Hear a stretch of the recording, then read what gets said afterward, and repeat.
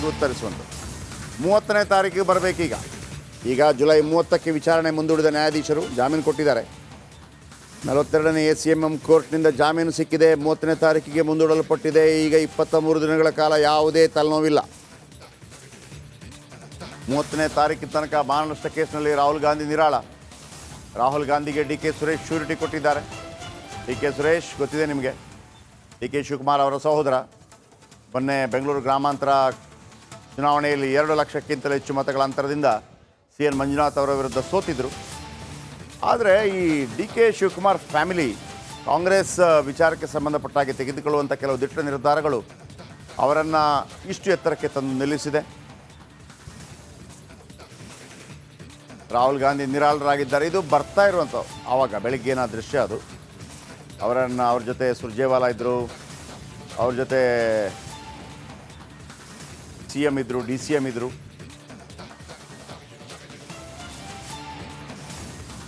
July 30ಕ್ಕೆ ವಿಚಾರಣೆಯನ್ನು ಮುಂದೂಡಲಾಗಿದೆ. ಈಗ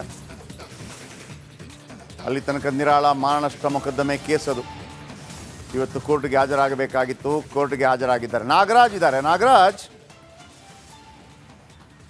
ನಾಗರಾಜ್ ಏನು ಕೇಸ್ ಇದು? ಈಗ 30ರ ತನಕ ನಿರಾಳನ, ಇಲ್ಲಿ 40% ಕಮಿಷನ್ ಅಂತ ಒಂದು ಕಡೆ ಕೇಳಿ ಬರುತ್ತೆ, ಮತ್ತೊಂದು ಕಡೆ ಮಾನನಷ್ಟ ಮೊಕದ್ದಮೆ. ಏನದು ಸ್ವಲ್ಪ ವಿವರಿಸಿ ಹೇಳ್ಬೋದಾ?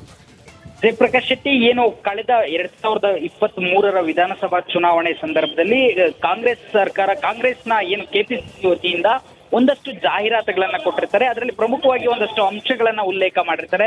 ಏನು ಬಿಜೆಪಿ ಸರ್ಕಾರದಲ್ಲಿ 2,500 ಕೋಟಿ ಕೊಟ್ಟವರಿಗೆ ಮುಖ್ಯಮಂತ್ರಿ ಹುದ್ದೆ ಇರುತ್ತೆ, ಮತ್ತೆ ಸಾಕಷ್ಟು ಹಗರಣಗಳನ್ನ ಬಿಜೆಪಿ ನಾಯಕರು ಮಾಡಿದ್ದಾರೆ ಅಂತೇಳಿ ಸಾಕಷ್ಟು ಪತ್ರಿಕೆಗಳಲ್ಲಿ ಜಾಹೀರಾತನ್ನ ನೀಡಿರ್ತಾರೆ. ಇದನ್ನ ಪ್ರಶ್ನಿಸಿ ಬಿಜೆಪಿ ನ್ಯಾಯಾಲಯಕ್ಕೆ ಮಾನನಷ್ಟ ಮೊಕದ್ದಮೆಯನ್ನ ಹೂಡಿತ್ತು. ಅದರಲ್ಲಿ ಆ ಮಾನನಷ್ಟ ಮೊಕದ್ದಮೆಯಲ್ಲಿ ಮೊದಲನೇ ಆರೋಪಿಯಾಗಿ KPCCಯನ್ನ, 2ನೇ ಆರೋಪಿಯಾಗಿ DK ಶಿವಕುಮಾರ್ ಅನ್ನ, 3ನೇ ಆರೋಪಿಯಾಗಿ ಸಿದ್ದರಾಮಯ್ಯರವರನ್ನ ಮಾಡಿತ್ತು. ಜೊತೆಗೆ 4ನೇ ಆರೋಪಿಯಾಗಿ ರಾಹುಲ್ ಗಾಂಧಿಯ ಹೆಸರನ್ನು ಸಹ ಸೇರಿಸಲಾಗಿತ್ತು. ಈ ಹಿನ್ನೆಲೆಯಲ್ಲಿ ಖಾಸಗಿ ದೂರು ಏನು ನ್ಯಾಯಾಲಯಕ್ಕೆ ಸಲ್ಲಿಕೆ ಆಗಿತ್ತು, ಅದನ್ನ ವಿಚಾರಣೆ ಕೈಗೆತ್ತಿಕೊಂಡಿರ್ತಕ್ಕಂಥ ನ್ಯಾಯಾಲಯ 3 ಜನ ಏನು ಆರೋಪಿಗಳಿದ್ದಾರೆ ಇವರಿಗೆ ಖುದ್ದು ನ್ಯಾಯಾಲಯಕ್ಕೆ ಹಾಜರಾಗಲು ಸೂಚನೆಯನ್ನು ಕೊಟ್ಟಿದ್ರು. ಅದರಂತೆ ಏನು ಹಿಂದೆ DKಶಿ ಮತ್ತೆ CM ಸಿದ್ದರಾಮಯ್ಯ ಹಾಜರಾಗಿದ್ರು. ರಾಹುಲ್ ಗಾಂಧಿ ಅವರು 1 ವಾರಗಳ ಕಾಲ ನ್ಯಾಯಾಲಯಕ್ಕೆ ಖುದ್ದು ಹಾಜರಾಗೋದಕ್ಕೆ ಸಮಯಾವಕಾಶವನ್ನು ಕೇಳಿದ್ರು. ಈ ಹಿನ್ನೆಲೆಯಲ್ಲಿ ಇವತ್ತು ಬಂದು ಅವರು ಹಾಜರಾಗಿರ್ತಕ್ಕಂಥದ್ದು. ಇದು ಏನು ಒಂದು ನಾನ್ ಕಾಗ್ನಿಸಬಲ್ ಅಫೆನ್ಸ್ ಆಗಿರೋದ್ರಿಂದ ಈ ಒಂದು ಪ್ರಕರಣದಲ್ಲಿ ಸ್ಥಳದಲ್ಲಿ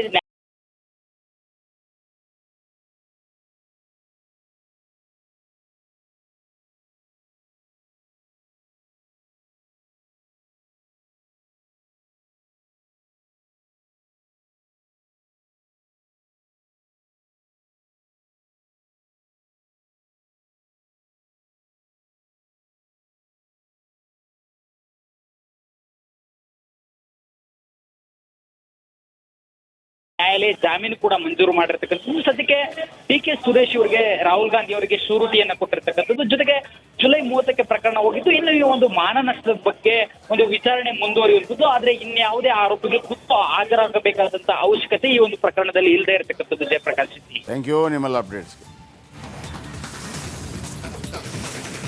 ಉತ್ತರಿಸುವಂಥದ್ದು 30ನೇ ತಾರೀಕಿಗೆ ಬರಬೇಕೀಗ. ಈಗ ಜುಲೈ 30ಕ್ಕೆ ವಿಚಾರಣೆ ಮುಂದೂಡಿದ ನ್ಯಾಯಾಧೀಶರು ಜಾಮೀನು ಕೊಟ್ಟಿದ್ದಾರೆ.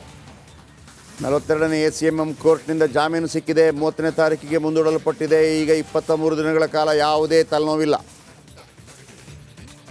30ನೇ ತಾರೀಕಿನ ತನಕ ಮಾನನಷ್ಟ ಕೇಸ್ನಲ್ಲಿ ರಾಹುಲ್ ಗಾಂಧಿ ನಿರಾಳ. ರಾಹುಲ್ ಗಾಂಧಿಗೆ DK ಸುರೇಶ್ ಶ್ಯೂರಿಟಿ ಕೊಟ್ಟಿದ್ದಾರೆ. DK ಸುರೇಶ್ ಗೊತ್ತಿದೆ ನಿಮಗೆ, DK ಶಿವಕುಮಾರ್ ಅವರ ಸಹೋದರ. ಮೊನ್ನೆ ಬೆಂಗಳೂರು ಗ್ರಾಮಾಂತರ ಚುನಾವಣೆಯಲ್ಲಿ 2 ಲಕ್ಷಕ್ಕಿಂತಲೂ ಹೆಚ್ಚು ಮತಗಳ ಅಂತರದಿಂದ CN ಮಂಜುನಾಥ್ ಅವರ ವಿರುದ್ಧ ಸೋತಿದ್ರು. ಆದರೆ ಈ DK ಶಿವಕುಮಾರ್ ಫ್ಯಾಮಿಲಿ ಕಾಂಗ್ರೆಸ್ ವಿಚಾರಕ್ಕೆ ಸಂಬಂಧಪಟ್ಟಾಗಿ ತೆಗೆದುಕೊಳ್ಳುವಂಥ ಕೆಲವು ದಿಟ್ಟ ನಿರ್ಧಾರಗಳು ಅವರನ್ನು ಇಷ್ಟು ಎತ್ತರಕ್ಕೆ ತಂದು ನಿಲ್ಲಿಸಿದೆ. ರಾಹುಲ್ ಗಾಂಧಿ ನಿರಾಳರಾಗಿದ್ದಾರೆ. ಇದು ಬರ್ತಾ ಇರುವಂಥ ಆವಾಗ ಬೆಳಿಗ್ಗೆನ ದೃಶ್ಯ ಅದು. ಅವ್ರ ಜೊತೆ ಸುರ್ಜೇವಾಲಾ ಇದ್ದರು, ಅವ್ರ ಜೊತೆ CM ಇದ್ದರು, DCM ಇದ್ದರು.